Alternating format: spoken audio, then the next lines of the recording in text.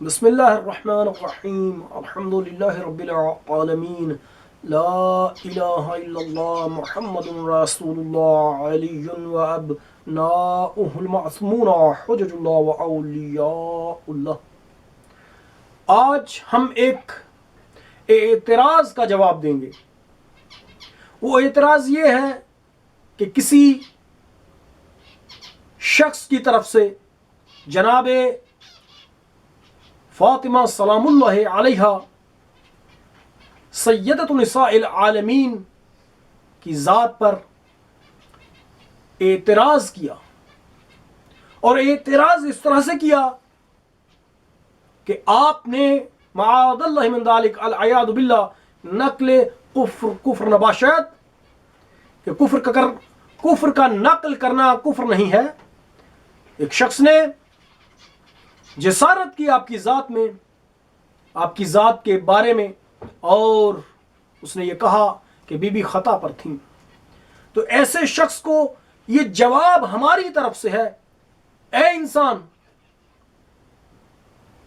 تیرا جو بھی نام ہے، ہم تیرا نام لینا بھی اس تیرے عقیدے کی وجہ سے پسند نہیں کرتے کہ تیرا نام جو ہے لیا جائے، لیکن تجھے یہ ضرور کہیں گے کیا تو بھول گیا ہے آیت تطہیر کے بارے میں؟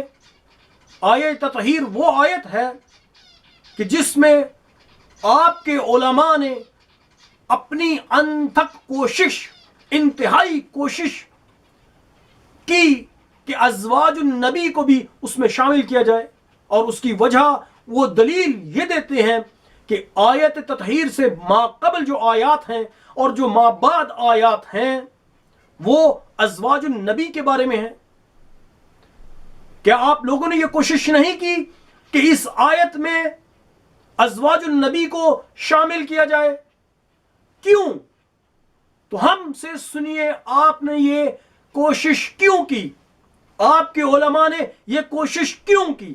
اس کی وجہ یہ تھی، آپ چاہتے تھے کہ ان ازواج النبی کی اور اس میں سے بھی کچھ خاص ازواج کی عصمت کو ثابت کرنا چاہتے تھے کہ ہم ان کی اپنی کوشش کی وجہ سے ان کی عصمت کو ثابت کر لیں، اور جب عصمت ان کی ثابت ہو جائے گی تو ان کے گناہ اور ان پر کوئی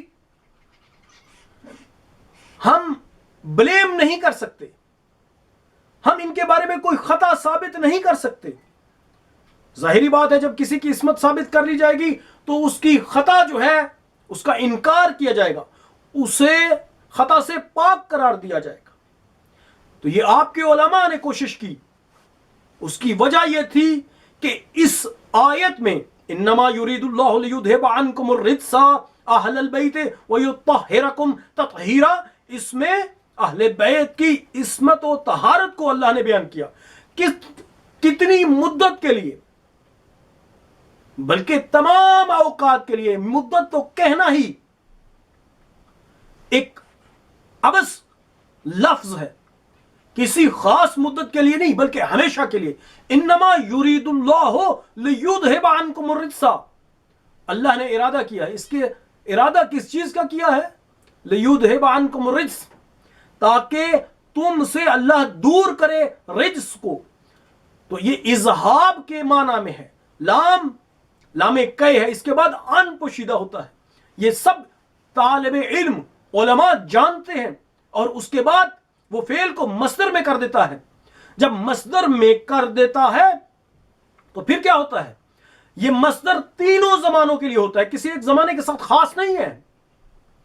جب مصدر کسی زمانے کے ساتھ خاص نہیں اور تینوں زمانوں میں ہے تو طہارت تینوں زمانوں کے لیے بلکہ ہمیشہ کے لیے ثابت ہوگی، ماضی کے لیے بھی، حال کے لیے بھی، استقبال کے لیے بھی۔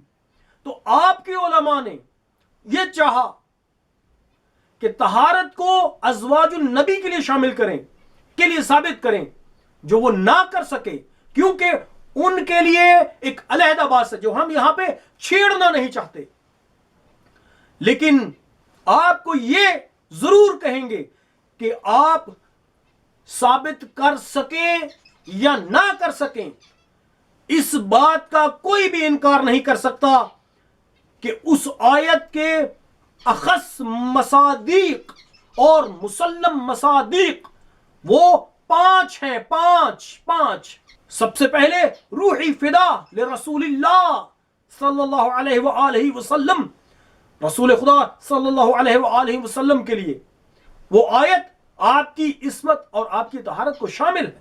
اس کے بعد مولا امیر المؤمنین علی مرتضی آپ کی طہارت کو شامل ہے۔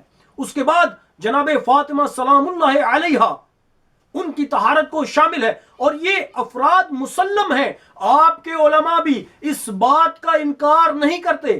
حسنین شریفین ان کی طہارت کو ثابت کرتی ہے۔ یہ 5 افراد کہ جن کو اہل بیت بھی کہا جاتا ہے، ان کے لیے ثابت ہے۔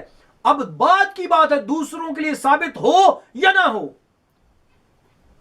تو اب ہم آپ سے یہ کہیں گے کہ آپ کہہ رہے ہیں خطا کار، کس کے لیے؟ جناب زہرا کے لیے،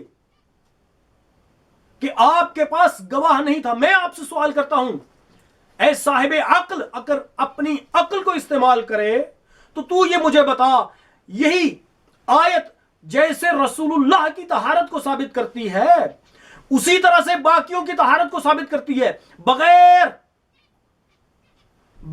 اس کے کہ طہارت کے اس بات میں کوئی بھی فرق ہو۔ کوئی فرق نہیں ہے، ان 5 کی طہارت ایک آیت نے ایک اعتبار سے ثابت کی ہے۔ یعنی کیا مطلب؟ جس طرح سے رسول اللہ کی طہارت ثابت ہے تمام زمانوں کے لیے، ماضی و حال و استقبال، اسی طرح سے باقیوں کی۔ آپ اگر رسول اللہ صلی اللہ علیہ وآلہ وسلم کسی مقام پر عدالت میں جائیں تو کیا آپ لوگ ان سے گواہی مانگیں گے؟ جو رسول اللہ سے گواہی مانگے گا وہ رسول اللہ کی رسالت پر ایمان نہیں رکھتا۔ کیوں؟ وہ اس لیے کہ جب آپ سے گواہی مانگ رہا ہے اور آپ کو سچا تسلیم نہیں کر رہا تو ایسے قبول کرنے کا فائدہ کیا کہ جو رسول اللہ سے گواہی کا طلبگار ہو؟ گویا کہ یہ آپ کی رسالت میں شک کر رہا ہے۔ تو جیسے رسول اللہ سے گواہی کو طلب نہیں کیا جائے گا، اسی طرح سے باقیوں سے بھی گواہی کو طلب نہیں کیا جائے گا۔ کیوں؟ اس لیے جس طرح سے اس آیت نے رسول اللہ کی طہارت کو ثابت کیا ہے، باقیوں کی طہارت کو بھی اسی طرح سے ثابت کیا ہے۔ تو جیسے آپ رسول اللہ صلی اللہ علیہ وآلہ وسلم کو خطا کار نہیں کہہ سکتے، اسی طرح سے باقیوں کو بھی خطا کار نہیں کہہ سکتے۔ اپنے ایمان کے بارے میں فیصلہ کرو، دوبارہ سے فیصلہ کرو، اپنے آپ کو جھنجھوڑو کہ آپ اس لفظ کے کہنے سے کس طرف جا رہے ہیں۔ پروردگار متعال ہمیں صحیح معنوں میں رسول اللہ صلی اللہ علیہ وآلہ وسلم اور آپ کی آل سے محبت کرنے کی توفیق عنایت فرمائے۔ وصلی اللہ علی سیدنا محمد وآلہ الطیبین الطاہرین۔